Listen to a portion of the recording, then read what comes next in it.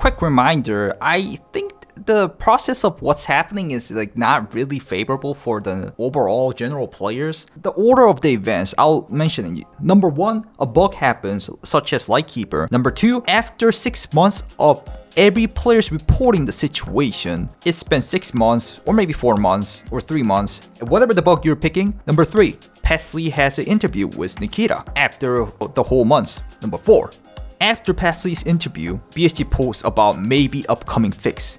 This is the part what I think is really weird order of events to happen. Again, just in case if you guys are misunderstanding, I'm not talking about it's Pesley's fault or whatever. I'm just saying how BSG does things are so weird. Anyways, that was my reminder.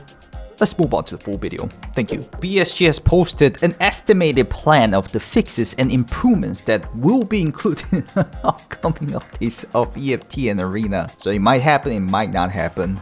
Alright, I'm gonna have to mention a couple of things, but let's read it out. I'm only gonna check the escape from Tarkov, guys. Fixes for issues with synchronizing EFT and Arena, that's why I told you guys to not play Arena if you don't want to mess up your progression on your Tarkov, the original game. Fix for the bugs where the players would not receive the task to restore Lightkeeper's reputation after failing the task getting acquainted. This has been mentioned from 3 months ago, or maybe even from the start of the wipe, or even before that. Lightkeeper had a lot of issues. They're still not fixed, but this one is the biggest, so I guess they're focusing on it. After Pesley's interview, I kind of quickly want to mention it, but it does seem like Pesley's interview affects a lot on BSG, which is a good and bad thing. It's good that we do have a bigger boys that will speak up for us, but at the same time, they listen to less to the actual normal players, but listen to the bigger YouTubers. From the flow right now, it seems like after the Pesley's interview has been dropped, this has been dropped, which,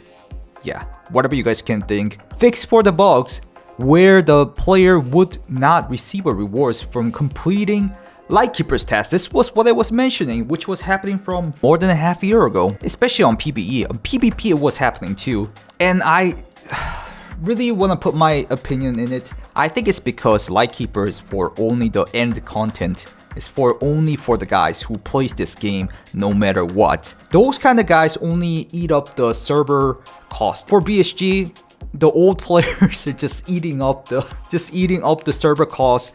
Only the new players are the actual money worth making, or the PvE players who's buying the PvE accounts, I'm guessing. So they don't focus on these kind of stuff for so long. They do more things to, you know, make more new things to get more new players, and then also focus on Arena because that's Nikita's like dream. I can understand it, but also not really respectful in my opinion for the OG fans and the guys who actually spend more time on the game. Pretty bogus. And you guys can see it from the phenomenon what's happening. It's been ages since this was a problem. Anyways, let's move on. I'm yapping too much. Visual fixes for fog behaviors and locations. Fog is crazy right now. You guys might know. Geometry fixes for Streets of Tarkov near Concordia and Tarbank. You guys must have seen some small doors that you can go through. You cannot go through in Streets of Tarkov. It's crazy. Lightning reworks on the factory. This also reminds me, I mean, I know Pesley collected people's opinion and then dumped it to Nikita so he can listen to it. But right after Pesley's interview was saying that factory is too dark, now is showing up, which is good, I guess. Curling improvements for shoreline, Streets of Tarkov, and woods. Fix for a curling bug on reserve where the player would be able to see through the walls inside the D2 bunker. Oh wow, this was still a thing? There was a bug from ages ago that you can see through things in D2 bunker. Fix for the bug where the player would not receive any items at the cultist circle. That was happening from the start of the wipe. Crazy, isn't it? I guess it wasn't a big deal again. Even the cultist circle was the new thing of the game. I mean, finally they're fixing it, it's a good thing, but it's just taking too long. Gotta tell you, it's taking too long. I think they're all they ditched this wipe and then they're focusing on Russia 2028 or the arena that Nikita wants to do. But Tarkov is still you know, cash cow, so they still need to do it, but they don't want to do it. That's what I'm feeling, guys. I'm very likely gonna be wrong, but I just want to share my feelings. Fixes for various matchmaking issues. Well, after they adopted the new matchmaking, the servers are feeling more dead, as you guys know. Fixes for various issues in PvE zone mode. There's a lot of issues, like the mannequin actually allowing you to do RR extract even though you don't have the RR. I have a couple of videos about that. Fixes for bugs in the group system and AI. Well, yeah, AI is kind of crazy. QoL and technical improvements. Transition to Unity 2022 version. Well, they've been talking about this from last year or the year before, but it's gonna be a possible fix that they're gonna do. Anyways, let's talk about Pestly's interview real quick. Only the important parts I think it is. First of all, I think is the kill cam. Yeah, kill cam I think is gonna matter a lot. BSG used to have a held the position that they don't want to do kill cams, but I guess they changed their mind.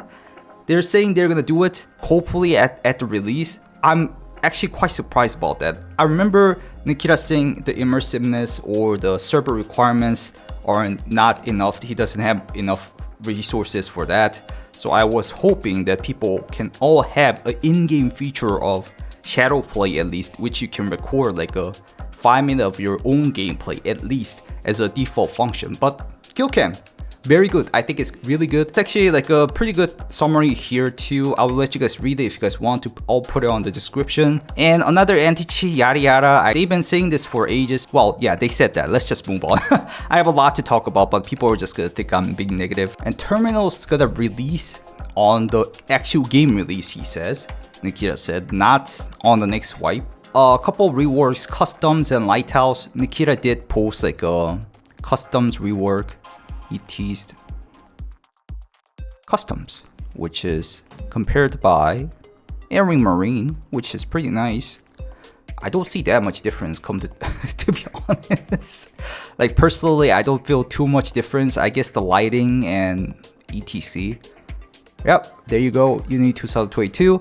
PvE is gonna have Prestige, Ref, which they've been talking about from ages ago, but haven't put it in yet. And Factory being too dark, Pestly mentions about it, and then a lot of people are mentioning about it, so that's why we have it on. And also Lightkeeper situation was mentioned on the very last video, part of the Pestly's video. That's why it seems like it's shown here in my opinion. Right after Pestly's video has dropped, interview video has been dropped.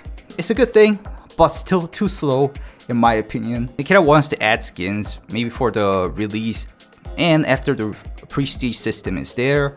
And also smoking cigarettes will be there. I guess Nikita plays some more Stalker 2. I'm guessing, it's just my guess. Those are the really important ones. There are a couple more like trivial ones such as graphic improvement, which they always say they're gonna do it. Future plans that they're gonna do more DLCs. Like what kind of roof we'll get as in Tarkov, like finish the game and then prestige, start a new game. Changes to suppressors to make them less universally used. More polls for like something like we did before for the Halloween event. I think there was only 2 polls, Halloween event and another one. I don't even remember what that was. That was too long time ago. And they want to be secret about the new stuffs like they always do. So yeah, thank you guys for watching. If you guys like these kind of contents, please leave a like, and also do tell me in the comments what do you guys think about the situation too. If you want to check me out on live stream, check out Twitch and YouTube stream.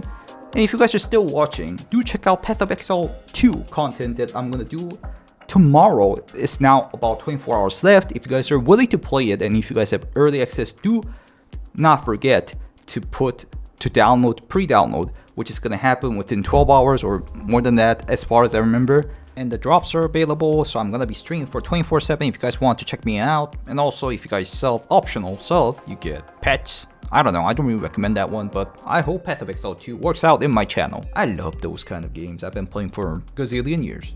So yeah, I'll see you guys on the next video. Goodbye guys, bye bye.